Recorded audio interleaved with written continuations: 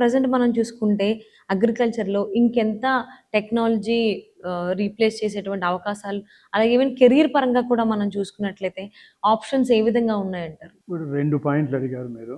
Technology వ్యవసాయంలో దాని పాత్ర, తర్వాత స్టూడెంట్స్ కెరీర్‌లో దాని పాత్ర. ఫస్ట్ పాయింట్‌కి పోతే, ఈ టెక్నాలజీ వ్యవసాయంలోకి ఎంటర్ కావడము దాదాపు 50, 60 సంవత్సరాల ముందు నుంచే చూస్తున్నాను నేను. ఎందుకంటే అప్పట్లో ఈ ఊర్లలో ఎద్దులతోటి వ్యవసాయం జరిపేటోళ్ళు, ఎద్దుల బండ్లు వాడే ట్రాన్స్‌పోర్టేషన్ చేసుకునేటోళ్ళు. అయి పశువులతోటే బావుల్లోంచి నీళ్లు తోడి పంటలకు నీటి సౌకర్యం కలిగించేవాళ్ళు.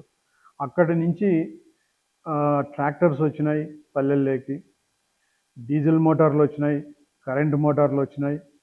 ఇదంతా టెక్నాలజీ వలన సాధ్యమైండేది. రైతుకు కొంత కష్టం అనేది తగ్గింది. ఇప్పుడు యంత్రాలతోటే నాట్లు వేస్తున్నారు, యంత్రాలతోటే వరి కోతలు జరుగుతున్నాయి, యంత్రాలతోటే పంట నూర్పిడి కూడా జరుగుతోంది. ఇది టెక్నాలజీ పాత్ర. ఈ రకంగా ప్రతి దశలోన ప్రతి 5 ఏళ్లకు ఒకసారి కొత్త కొత్త టెక్నాలజీలు రావడము, కొత్త యంత్ర పరికరాలు రావడము, వ్యవసాయానికి అందుబాటులోకి అన్నీ వస్తున్నాయి. అలాగే కావేరీ యూనివర్సిటీలో స్కూల్ ఆఫ్ అగ్రికల్చర్‌లో డ్రోన్ టెక్నాలజీ కూడా ఇంట్రొడ్యూస్ చేస్తున్నారు అని చెప్పేసి విన్నాను. అది పిల్లలకి ఏ విధంగా ట్రైన్ చేస్తున్నారు? ఎలా? కావేరీ యూనివర్సిటీలో మాకు డ్రోన్ ట్రైనింగ్ అకాడమీ ఉందండి. అది మాకు ఢిల్లీలో ఉన్న డీజీసీ అంటాం, డైరెక్టర్ జనరల్ సివిల్ ఏవియేషన్ వాళ్ళ పర్మిషన్ తోటి మాకు డ్రోన్ ట్రైనింగ్ అకాడమీ శాంక్షన్ అయింది. పర్మిషన్ రావాలంటే కొన్ని కండిషన్స్ ఉండాలి. ఫ్లయింగ్ గ్రౌండ్ ఉండాలా, వాళ్ళు ప్రిస్క్రైబ్ చేసినటువంటి క్వాలిటీ డ్రోన్స్ ఉండాలా. ఇవన్నీ కండిషన్స్ అన్నీ ఫుల్ఫిల్ చేస్తే వాళ్ళు ఇన్స్పెక్షన్కి వచ్చినప్పుడు సంతృప్తికరంగా ఉంటే అన్ని రకాలుగా మీరు ట్రైనింగ్ అకాడమీ నడుపుకోవచ్చు అని మనకు పర్మిషన్ ఇస్తారు. దాని ద్వారా మనము ఈ 5 రోజులకు ఒక కోర్స్ కంప్లీట్ అవుతుంది. ఆల్రెడీ 2-3 బ్యాచ్లకు ట్రైనింగ్ ఇచ్చేసినాం మేము.